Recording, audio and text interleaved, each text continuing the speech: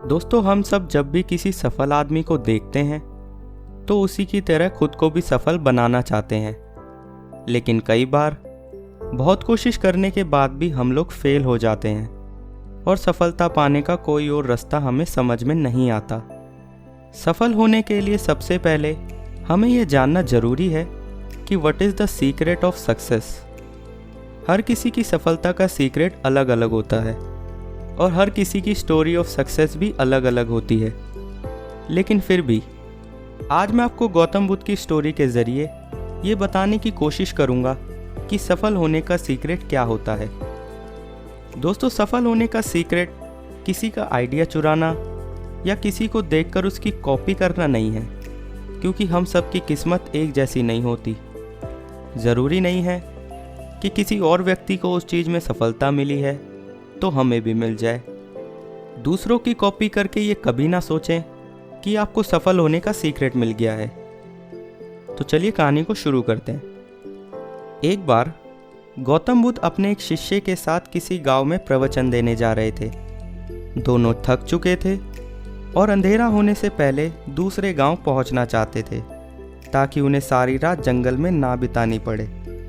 थोड़ा आगे जाकर गौतम बुद्ध ने खेत में काम कर रहे एक बूढ़े व्यक्ति से पूछा, ये दूसरा गांव कितनी दूर है?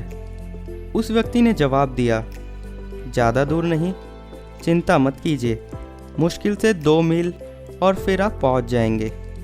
2 मील का सफ़र तय हो चुका था, लेकिन कोई गांव नहीं आया। वह दोनों और ज़्यादा थक गए थे। थोड़ा दूर चलने के बाद बुद्ध को एक बूढ़ी औरत मिली, जिससे बुद्ध ने पूछा, पास वाला गांव कितनी दूर है?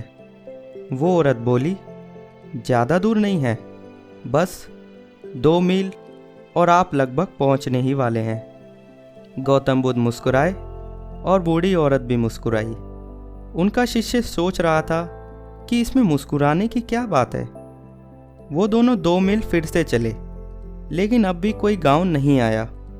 बुद्ध ने फिर एक व्यक्ति से वही प्रश्न पूछा और हर बार की तरह वही जवाब मिला जो बाकी सब दे रहे थे, और फिर वही मुस्कुराना। ये सब देखकर उस शिष्य को गुस्सा आ गया और वो बोला, मैं अब आगे और नहीं चलने वाला, मैं थक गया हूँ। ऐसा लग रहा है कि हम दोनों वो 2 मील का सफ़र कभी तय नहीं कर पाएंगे। जिससे भी रास्ता पूछो बस 2 मील ही बोलकर मुस्कुरा देता है। आप मुझे बस इतना बताइए कि आप मुस्कुरा क्यों रहे थे? 2 मील का रास्ता बताने के बाद आप भी मुस्कुरा रहे थे और वो बाकी सब लोग भी मुस्कुरा रहे थे। इसकी क्या वजह है? क्या वो लोग हमसे झूठ बोल रहे थे?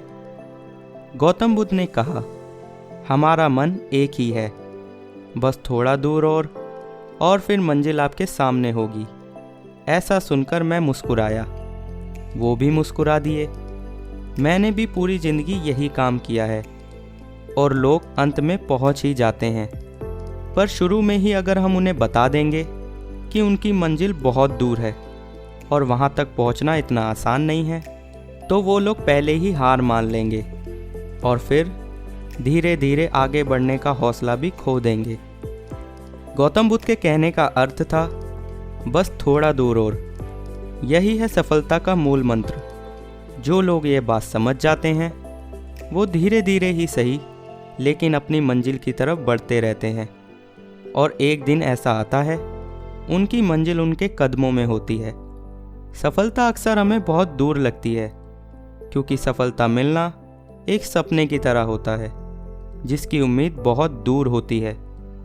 हमें बस इतना करना है कि खुद को पॉजिटिव रखकर उस सपने की तरफ बढ़ते जाना है। बेशक शुरुआत में आपको कोई रिजल्ट ना मिले, उससे परेशान ना होकर बस खुद से इतना कहें कि बस थोड़ा दूर और। किसी भी नए काम या नई चीज़ को शुरू करते ही हम उसमें सफल नहीं हो सकते। कुछ लोग इस मामले में किस्मत वाले होते हैं, जिनके हर काम सही होते हैं, लेकिन हर व्यक्ति की किस्मत इतनी अच्छी नहीं होती। आप जब भी किसी नए काम की शुरुआत करें तो अपने आप को फेलियर के लिए हमेशा तैयार रखें, और जब भी फेलियर आए तो उनकी वजह से खुद को कभी ना रोकें। अपनी मेहनत और लगन से अपने आप को आगे बढ़ाते जाएं, क्योंकि एक ही जगह पर रुकने से कहीं बेहतर है कि आप लगातार धीरे धीरे चलते जाएं। रुके हुए लोग कभी अपनी मंजिल तक नहीं पहुंच पाते, लेकिन जो लोग लगातार कोशिश करते रहते हैं वो अपनी मंजिल एक ना एक दिन ज़रूर पा लेते हैं।